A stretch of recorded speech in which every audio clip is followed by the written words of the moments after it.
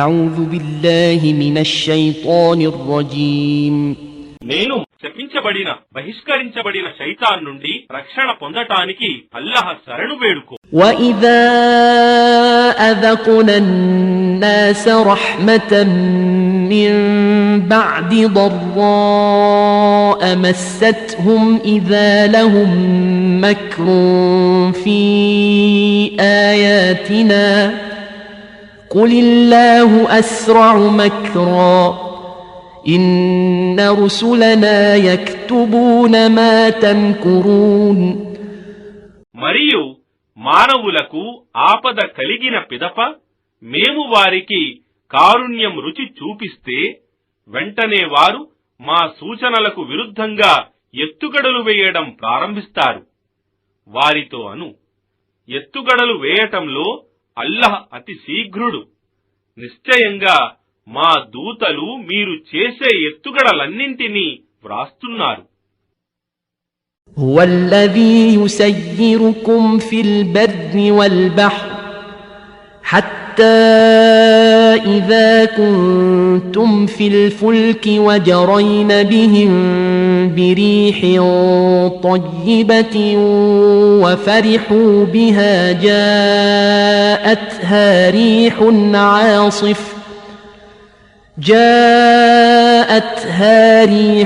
عاصف وجاءهم الموج من كل مكان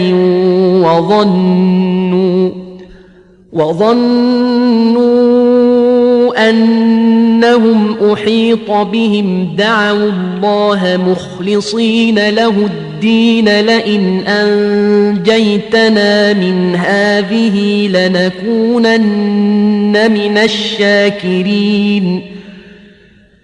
ఆయన అల్లాహయే మిమ్మల్ని భూమిలోనూ మరియు సముద్రంలోనూ ప్రయాణింపజేయగలవాడు. ఇక మీరు ఓడలలో ఉన్నప్పుడు అవి వారితో సహా అనుకూలమైన గాలి వీస్తూ ఉండగా పోతూ ఉంటాయి మరియు దానితో వారు ఆనందిస్తూ ఉంటారు. అకస్మాత్తుగా వారిపైకి తీవ్రమైన తుఫాను గాలి వస్తుంది మరియు ప్రతి దిక్కు నుండి వారి మీదికి పెద్ద పెద్ద అలలు వస్తాయి మరియు వారు వాటి వల్ల నిశ్చయంగా చుట్టుకోబడ్డామని భావించి అల్లాహ్ను వేడుకుంటారు. తమ ధర్మం ప్రార్థనలో కేవలం ఆయననే ప్రత్యేకించుకొని ఇలా ప్రార్థిస్తారు, ఒకవేళ నీవు మమ్మల్ని ఈ ఆపద నుండి కాపాడితే మేము నిశ్చయంగా కృతజ్ఞతలు చూపేవారమై ఉంటాము.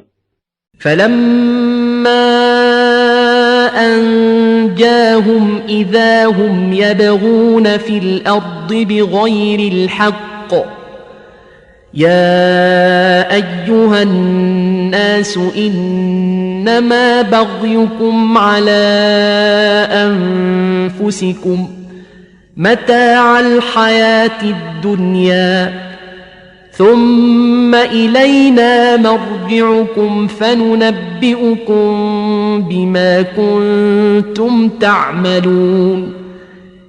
కాని ఆయన వారిని కాపాడిన వెంటనే వారు భూమిలో అన్యాయంగా దౌర్జన్యం చేయసాగుతారు.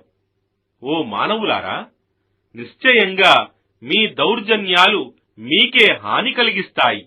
ఇహలోక జీవితం తాత్కాలిక ఆనందమే.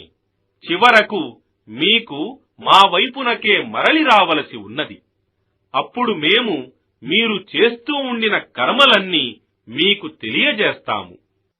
إنما مثل الحياة الدنيا كماء أنزلناه من السماء فاختلط به نبات الأرض مما يأكل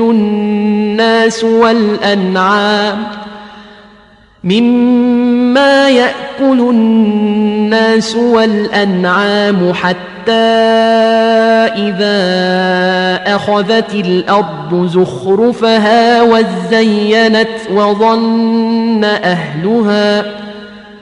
وظن أهلها أنهم قادرون عليها أتاها أمرنا ليلا أو نهارا فجعلناها حصيدا كأن لم تغن بالأمس كذلك نفصل الآيات لقوم يتفكرون. వాస్తవానికి ఈ ప్రాపంచిక జీవితాన్ని ఇలా పోల్చవచ్చు. మేము ఆకాశం నుండి నీటిని కురిపించగా దాని నుండి భూమిలో మానవులకు మరియు పశువులకు తినటానికి వివిధ రకాల చెట్లు చేమలు పెరుగుతాయి. అప్పుడు భూమి తన అలంకారంతో వర్ధిల్లుతూ ఉండగా దాని యజమానులు నిశ్చయంగా అది తమ వశంలో ఉందనుకుంటారు. అలాంటి సమయంలో అకస్మాత్తుగా రాత్రి పూటనో లేక పగటి పూటనో మా తీర్పు వస్తుంది. అప్పుడు మేము దానిని నిన్నటి వరకు ఏమీ లేని కోసివేసిన పంట పొలంగా మార్చివేస్తాము. ఈ విధంగా మేము మా సూచనలను ఆలోచించే ప్రజల కొరకు స్పష్టంగా వివరిస్తాము. వల్లాహు యదఊ ఇలా దారిస్ సలామ్ వయహ్దీ మన్ యషాఉ ఇలా సిరాతిన్ ముస్తఖీమ్. మరియు అల్లాహ్ మిమ్మల్ని శాంతి నిలయం దారుస్సలాం వైపునకు ఆహ్వానిస్తున్నాడు. మరియు ఆయన తాను కోరిన వానికి రుజుమార్గం వైపునకు మార్గదర్శకత్వం చేస్తాడు. లిల్లజీన అహ్సనుల్ హుస్నా వజియాదహ్ వలా యర్హఖు వజూహహుం ఖతరున్ వలా జిల్లహ్ ఉలైక అస్హాబుల్ జన్నహ్ హుం ఫీహా ఖాలిదూన్. మంచి పనులు చేసిన వారికి మంచి ఫలితం దొరుకుతుంది మరియు ఇంకా ఎక్కువ లభిస్తుంది. మరియు వారి ముఖాలు నల్లబడవు మరియు వారికి అవమానమూ జరగదు. అలాంటి వారు స్వర్గవాసులు, వారందు శాశ్వతంగా ఉంటారు. والذين كسبوا السيئات جزاء سيئة بمثلها وترهقهم ذلة ما لهم من الله من عاصم كأنما أغشيت وجوههم قطعا من الليل مظلما أولئك أصحاب النار هم فيها خالدون. మరియు పాపకార్యాలు చేసిన వారికి వారి పాపాలకు తగినట్టి ప్రతిఫలం లభిస్తుంది మరియు వారిని అవమానం క్రమ్ముకుంటుంది. అల్లాహ్ నుండి వారిని రక్షించేవాడెవ్వడూ ఉండడు. వారి ముఖాలు చీకటి రాత్రి యొక్క నల్లని తెరల వంటి వాటితో కప్పబడి ఉంటాయి. అలాంటి వారు నరకాగ్నివాసులు, అందులో వారు శాశ్వతంగా ఉంటారు. وَيَوْمَ نَحْشُرُهُمْ جَمِيعًا ثُمَّ نَقُولُ لِلَّذِينَ أَشْرَكُوا مَكَانَكُمْ أَنْتُمْ وَشُرَكَاؤُكُمْ فَزَيَّلْنَا بَيْنَهُمْ وَقَالَ شُرَكَاؤُهُمْ مَا كُنْتُمْ إِيَّانَا تَعْبُدُونَ. మరియు మేము వారందరినీ సమావేశపరచిన రోజు సాటి కల్పించిన షిర్కు చేసిన వారితో ఇలా అంటాము, మీరును మరియు మీరు అల్లాహకు సాటి కల్పించిన వారును మీ స్థానాలలోనే ఆగండి. ఆ పిదప మేము వారిని వేరు చేస్తాము. వారు అల్లాహకు భాగస్వాములుగా కల్పించిన వారు వారి దైవాలు ఇలా అంటారు, మీరు ఆరాధిస్తూ ఉండేది మమ్మల్ని కాదు.